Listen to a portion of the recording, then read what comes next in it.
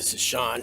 I'm here today to talk about being released from prison and what it's like. I'm outside today in a park, so do me a favor, can you hit the subscribe button, hit the notification bell, and give me a like, and leave me a comment. I always answer my comments. Just got a call today from a guy who's got to turn himself in a couple months, and was able to set his mind at ease, answer a few questions, what it's going to be like. He's going to a camp, and he's only got to do a year, but he's going to get through it. Things are going to be okay, and life will go on. So somebody left me a comment yesterday about what it's like to be released. Do they just... So I was in Florence, Colorado, but I'm from the Bay Area, San Francisco.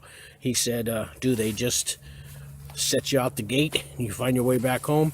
Well, the thing is, everybody that gets released has federal probation after that. 1 to 5 years.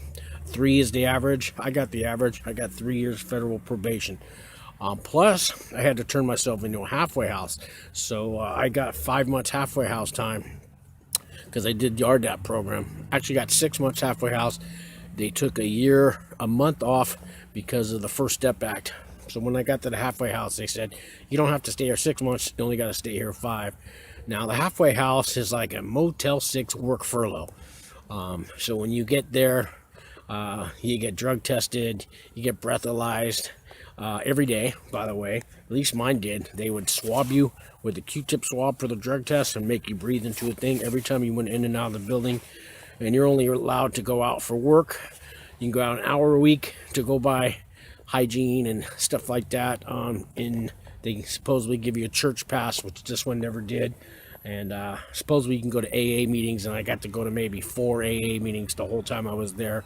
I tried every day to go, but they weren't going for it. But when I got released, I had 30 hours to get to San Francisco. So they buy you a bus ticket. Well, let me back up a little. So getting released, it's a big deal. It's a big deal, okay?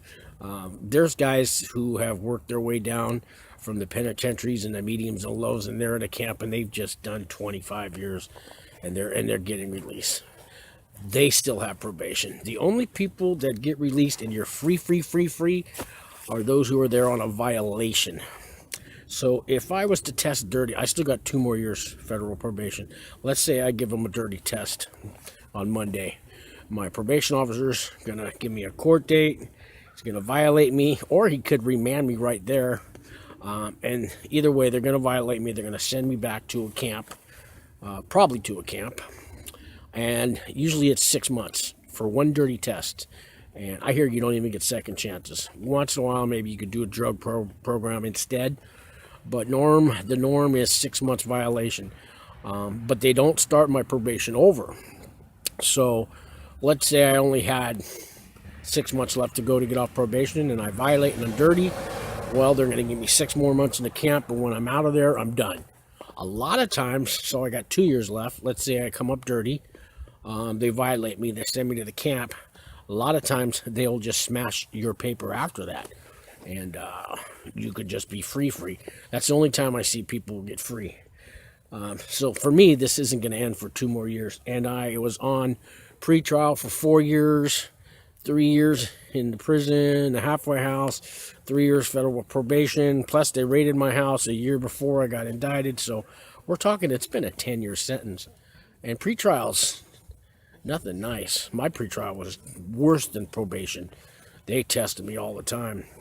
I had very little say in the way I lived my life on pretrial.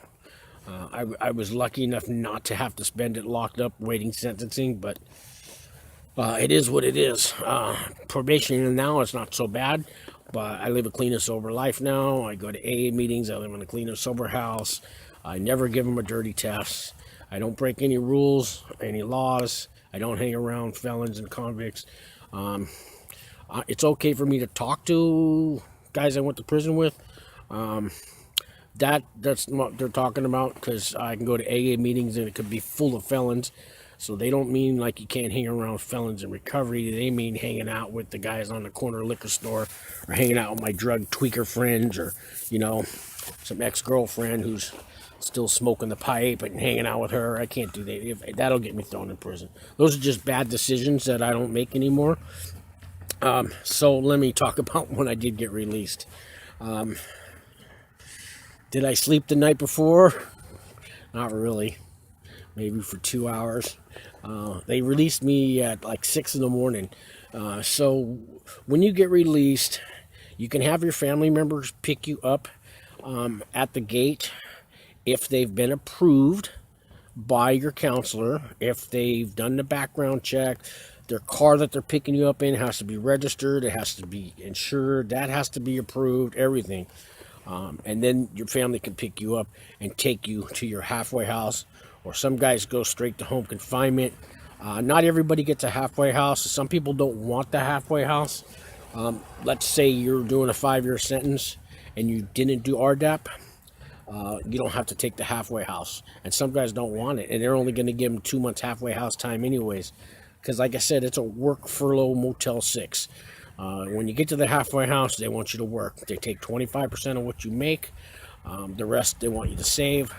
And you only go in and out to go to work, an hour a week to go to the store and buy things, and the rest of the time you're stuck at that halfway house. So it's not always the best choice. And sometimes the halfway house isn't where you live.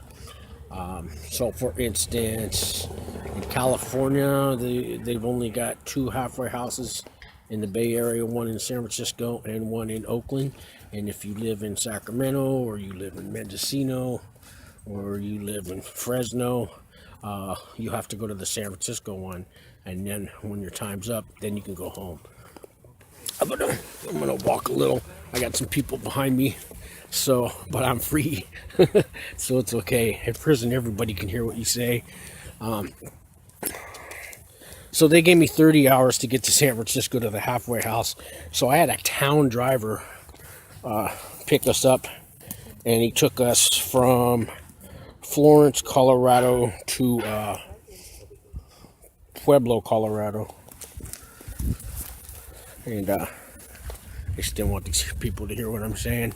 But so the bus station was in Pueblo, Colorado, and they give you a bus ticket and they pay for it. They give you a little gate money. They gave me like $30 for food, and they gave me $20 to catch a cab from the San Francisco bus station to the halfway house. But I kept the money and walked, because it was only a 4-block walk, and I knew that going in. So I got $50 out of them. I had maybe $80 left on my books, so I wasn't hurting, but I mean, that's all the money I had. So anyways, when they dropped me off at the bus station, the bus came, and I had to make 3 changes of buses. I had to go from Pueblo to Denver, change buses again to go to from Denver to Salt Lake City, change buses again to go from Denver to Reno, change buses again, and go from Reno to San Francisco. So when I got to Denver, the next bus was late. It was late 2 hours. Now, I got a certain time to be at the halfway house. I think I had to be there by 6 p.m. So when I got released, it was July 30th, 2017. I'll never forget that day. And July 31st at 6 p.m., I had to be at the halfway house. So I'm already running 2 hours behind. You don't get a cell phone. There's no way to call the halfway house and let them know that you're going to be late unless you borrow somebody's phone, right? So I still had a 4-hour window, and I knew I was good. When I got to Salt Lake City, they put us on an Amtrak train because they said the Greyhound bus no longer has a contract to drive across the Nevada desert. So we have to take the Amtrak train from Salt Lake City to Reno and then get back on to a Greyhound.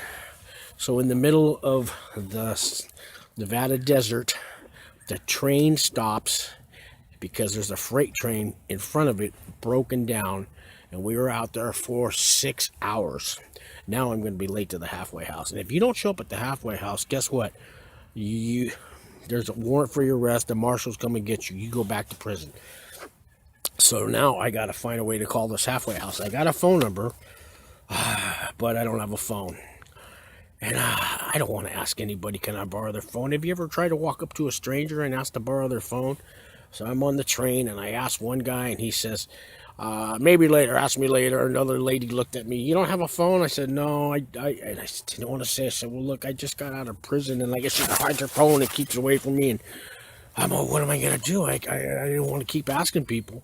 I overheard a conversation from the girl in front of me on her phone talking about how she had been to jail before years ago, and something about probation. And I go, I could ask her, she'd understand.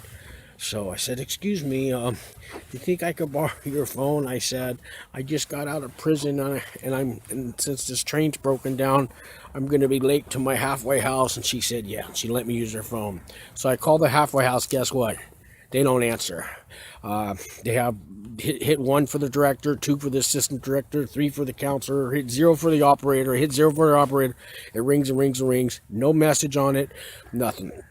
So I called back, and I left a message with button number 1, button number 2, button number 3, button number 4. Now the girl wanted her phone back because I'm sitting there dialing. I told her they're not answering. So she let me borrow her phone about 5 more times, and every time I called, nobody would answer at the halfway house. Finally, about 5 hours later, I got somebody to answer on one of those lines at the halfway house. And they said, okay, well, there's nothing you could do about it. Just get here when you can. So instead of getting there at 6 o'clock, I got there like 1:30 in the morning to the halfway house. And I thought, oh no, I'm in trouble. Now, when I got to the halfway house, everything was cool. They were fine with it. They said, we got your message. And I said, well, why didn't you guys answer the phone? They said, we're busy. We don't answer the phone when we're busy. Gee, great. So anyways, that's my story about getting released. The one thing that I forgot to mention, so when I got to Pueblo, Colorado, from the town driver dropped me off, the first thing I did, I found a Carl's Jr. and I ordered a double Western bacon cheeseburger with chili cheese, curly fries, and a chocolate shake. That's the first thing everybody wants to do when they get released. I don't know if this video helps, but I got a lot better videos coming out, but that's what happens when you get released. Thanks for listening. Hit subscribe, hit the like.